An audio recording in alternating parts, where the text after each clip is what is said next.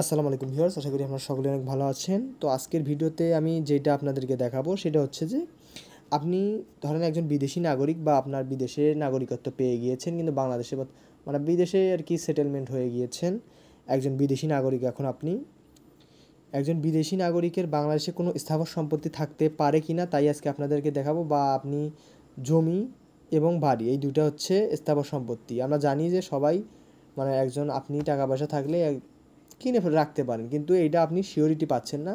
তাই আজকে জানাবো যে আপনি বিদেশে কিন্তু বাংলাদেশে আপনি স্থাবর সম্পত্তি ক্রয় করতে পারবেন কিনা তাই জানাবো। আপনি জাস্ট একটা কাজ করবেন, প্লে স্টোর থেকে দলিল সেবা অ্যাপ ডাউনলোড করে নেবেন। তো সচরাচর জিজ্ঞাসা এখানে 3 নম্বরে আসে। 3 নম্বর অপশনটি জাস্ট নিচে তথ্য সেবার যেটা অপশন আছে সচরাচর জিজ্ঞাসা, এখানে চাপ দিবেন।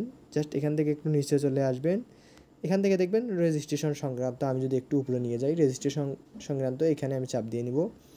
এখানে দেখেন একজন বিদেশি নাগরিক বাংলাদেশে কোনো স্থাবর সম্পত্তি ক্রয় করতে পারবে কি না, এখানে চাপ দিয়ে নেব। একজন বিদেশি নাগরিক বাংলাদেশে কোনো স্থাবর সম্পত্তি ক্রয় করতে পারবে কি না। স্থাবর সম্পত্তি ক্রয় বিক্রয়ের বিষয়টি সাধারণভাবে সম্পত্তি হস্তান্তর আইন 1888 দ্বারা নিয়ন্ত্রিত এবং তার রেজিস্ট্রেশন বিষয়ে রেজিস্ট্রেশন আইন 1908 প্রযোজ্য হয় বা আর কি কার্যকর হয় 1908 সাল থেকে।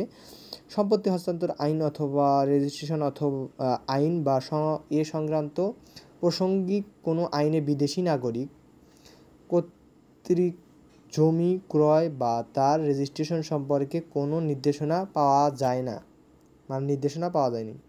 গণপ্রজাতন্ত্রী বাংলাদেশ সংবিধানের 23 অনুচ্ছেদে মালিকানা নীতি শিরোনামে 3 ধরনের মালিকানা স্বীকৃতি হয়েছে, যথা রাষ্ট্রীয় মালিকানা মানে যেটা সরকার কর্তৃক, সমবায়ী মালিকানা এবং ব্যক্তি মালিকানা। ব্যক্তি মালিকানা মানে দেখেন আপনি একজন ব্যক্তি, আপনার নামে সম্পত্তিটা আছে, এটাকে বলা হবে মানে আপনার নামে ব্যক্তি মালিকানা।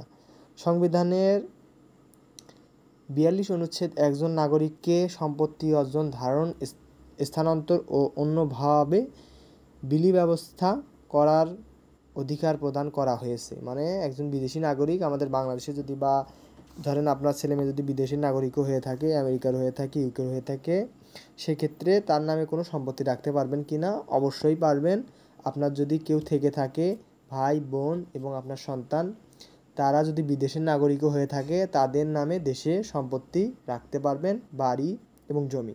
যাই হোক, একটু নিচে যদি আসি তাহলে সংবিধানের 13 এবং 42 অনুচ্ছেদ সম্মিলিত পাঠ করলে নীতিয়মান হয় যে মূলত সংবিধানে প্রদত্ত এই অধিকার প্রয়োগের মাধ্যমে একজন নাগরিক কোনো স্থাবর সম্পত্তি ক্রয় করতে পারেন। মানে সম্পত্তি ক্রয় করতে অবশ্যই আপনি টাকা দিয়ে যেহেতু কিনবেন অবশ্যই ক্রয় করতে পারেন, কিন্তু সংবিধানে আছে কিনা বাংলাদেশের যে আইন প্রণয়ন আছে তার মধ্যে, তাই আমি দেখিয়ে দিচ্ছি। সংবিধানের নাগরিক বলতে বাংলাদেশের নাগরিককে বোঝানো হয়েছে, অর্থাৎ গণপ্রজাতন্ত্রী বাংলাদেশ সংবিধানের বাংলাদেশের একজন নাগরিককে বাংলাদেশের সম্পত্তির অধিকার প্রদান করেছে, বিদেশি কোনো নাগরিককে নয়।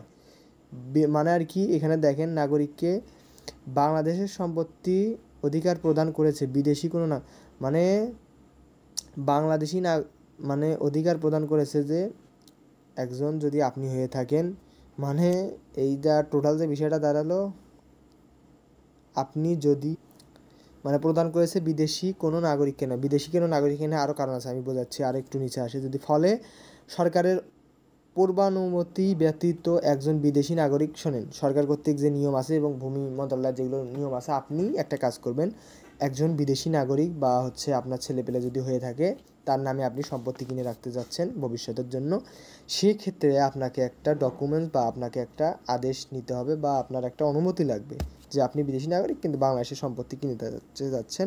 ফলে বাংলাদেশি সরকারের পূর্ণানুমতি মানে অনুমতি লাগবে, ব্যতীত একজন বিদেশি নাগরিক বাংলাদেশে কোনো স্থাবর সম্পত্তি ক্রয় করতে পারে না। টোটাল যে বিষয়টা দাঁড়ালো, আপনি যদি অনুমতি না নেন তাহলে হতে পারবে, অবশ্যই হতে পারবে একজন বিদেশি, কিন্তু আপনাকে অনুমতি লাগবে, অনুমতি নিতে হবে। এবং যারা আমাদের সরকারি কর্মকর্তা আছে তো তাদের মাধ্যমে আপনারা যদি যোগাযোগ করেন অবশ্যই পাবেন।